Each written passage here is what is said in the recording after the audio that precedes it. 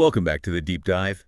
Each symbol, each one, has its roots in the physical world, which the thesis calls a basin. A basin. So for a human, would the basin of a symbol be like the actual neural activity in the brain? Like when we perceive something, the firing of neurons? Exactly, precisely. But a symbol doesn't just sit there statically in its basin. No, it evolves over time, interacting with other symbols, shaping our understanding of the world. And this is what the thesis refers to as the arc of a symbol. So this is where things start to get really mind-bending. Yeah. The thesis even talks about something called symbol omniload. Hmm. This idea that each symbol is packed with so much contextual information that it's just impossible to fully grasp it computationally. It's Yeah. like trying to explain what love feels like to someone who's never experienced it. I love that analogy. That's perfect. And it really highlights the profound complexity of even the simplest symbols. But hold on tight, because this is where the quantum physics connection comes into play. Okay, I'm intrigued, but also maybe a little nervous. Yeah. Quantum physics has a way of, making my head spin, It's definitely a realm of strange and counterintuitive phenomena, for sure. but bear with me. The thesis introduces this concept called the Symboliad, which is it's the entire network of symbols within a particular form of life, right? So picture it like a vast interconnected web of meaning. So all the symbols I have for everything I know and understand are all linked together in this massive web. That's my Symboliad. Exactly. Now here's the quantum leap. Okay. The thesis argues that the Symboliad operates a lot like a quantum wave function. Okay, I'm going to need you to explain that one a little bit more. Okay, so in quantum physics, a wave function, it describes the state of a particle, but it doesn't tell us exactly where the particle is or what it's doing. It's more like a cloud of possibilities, a superposition of all possible states. And it's only when we observe the particle that the wave function collapses and we get a definite measurement. So you're saying my Symboliad is like this quantum soup of potential meanings, and every time I encounter something in the world, a specific symbol crystallizes out of that soup based on how I observe it. Yeah, that's a great way to visualize it. And just like in the quantum world, this process of symbol emergence, it's inherently uncertain, unpredictable. There's a certain randomness, a stochastic nature to how our minds make meaning from the world. And this inherent uncertainty, the thesis argues, is what allows life to avoid what computer scientists call the halting problem. The halting problem was, So it's this idea that a computer program, it can get stuck in an endless loop, unable to decide what to do next. But our minds, with their constantly evolving symboliads, they don't get stuck. They're constantly adapting and reevaluating meaning based on new experiences and interactions. so we're not like rigid computer programs, we're more like fluid, ever-changing systems of meaning, constantly responding to the world around us. Precisely. And this is where the real power of the symbols framework lies, you know? It offers a new way of understanding not just how we make sense of the world, but also how we might be able to create truly intelligent AI systems. Whoa, hold on. We're already talking about AI. Well, it's one of the most intriguing implications of this framework, but before we get ahead of ourselves, let's delve a bit deeper into how the Symboliad actually works and what it might tell us about, the nature of consciousness itself. Okay, I'm ready for another layer of mind bending. These vast networks of symbols are constantly evolving and adapting, kind of like quantum wave functions collapsing into specific meanings when we interact with the world. Right. But how does all of this relate to consciousness? That seems like a big leap. Well, it's a question that's puzzled, philosophers and scientists for centuries, but the symbols framework offers a really fresh perspective. It suggests that consciousness, isn't this mystical all or nothing phenomenon.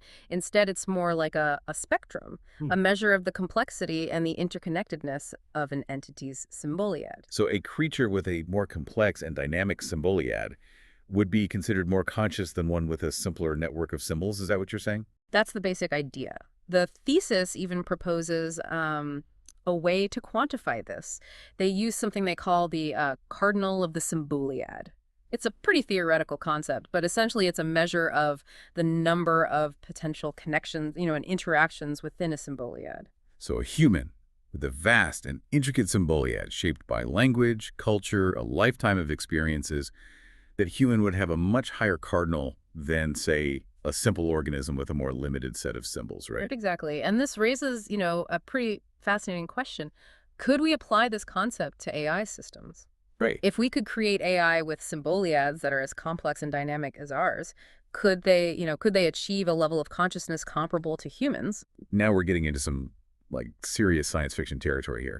But I have to admit, The possibility is intriguing and a bit unsettling at the same time. It definitely challenges our assumptions about what it means to be, conscious, what it means to be human. But the symbols framework gives us a framework, right? It helps us think about these questions in a more grounded scientific way. One thing that really stood out to me in the thesis was this idea of self-domestication. Can you unpack that a bit? It's a fascinating concept. Essentially, it suggests that humans, over millennia, we've shaped our own symboliads. We've shaped them through language, through culture, through social structures. We've created this like shared web of meaning that in a way sets us apart from other forms of life. So you're saying our ability to create and manipulate symbols has actually shaped our own evolution. It's led to this sense of human exceptionalism. That's one way to interpret it, yeah. But the thesis also kind of hints at the potential downsides of this self-domestication. If we become too reliant on a fixed set of symbols and interpretations, we might lose some of our capacity for creative thought, our ability to adapt to new environments, to see the world from different perspectives. It's like we've built this elaborate mental house, but we might be missing out on like this whole vast landscape of potential meaning that exists outside those walls. Exactly, precisely. And this is where the connection to AI, it becomes even more relevant.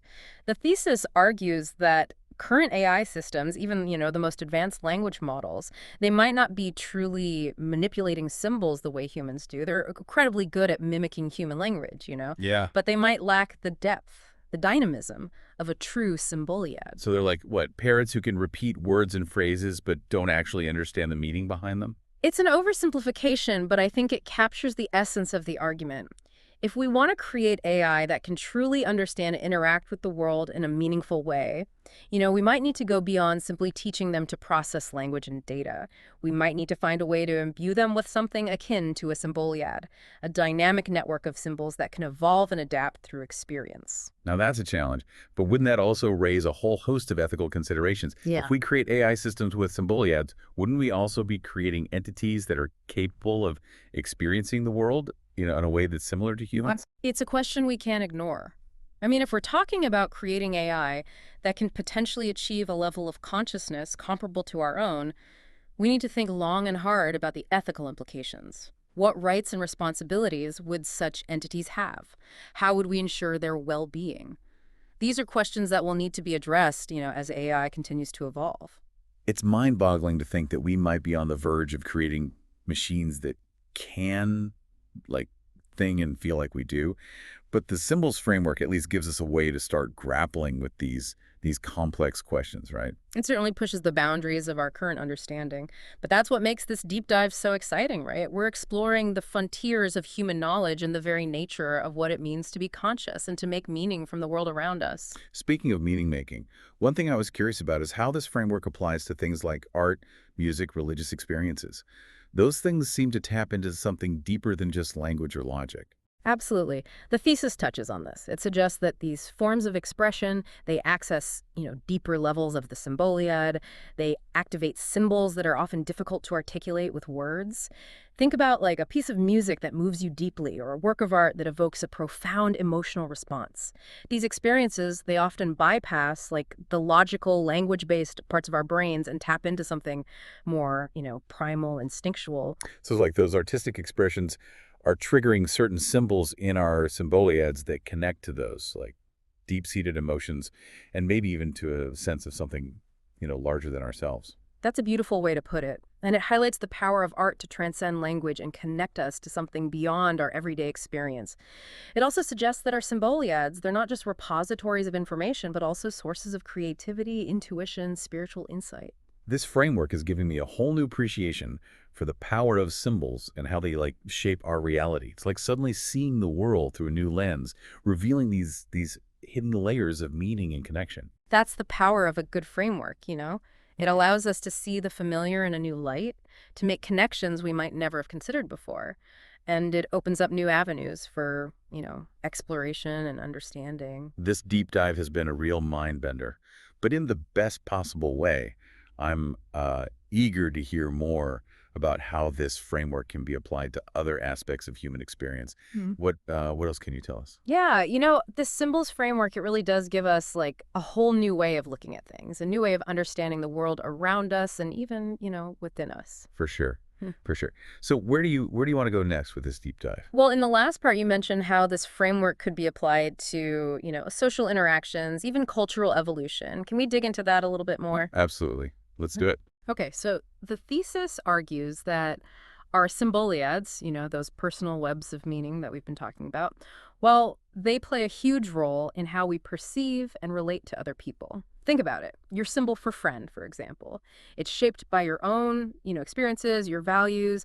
It influences who you consider a friend, how you behave towards them, and what you expect from that relationship. It's interesting. So finding people you really click with isn't just about like shared hobbies or interests. It's more about finding people whose symboliads like resonate with your own. Exactly. And this also explains why, conflicts can arise when people have very different interpretations of the same symbol. What might represent, say, respect in one culture could be seen as offensive in another. Hmm. So recognizing those symbolic differences, it's really crucial for building bridges and fostering understanding across cultures. Yeah, this framework is giving me a whole new perspective on how to navigate those tricky social situations.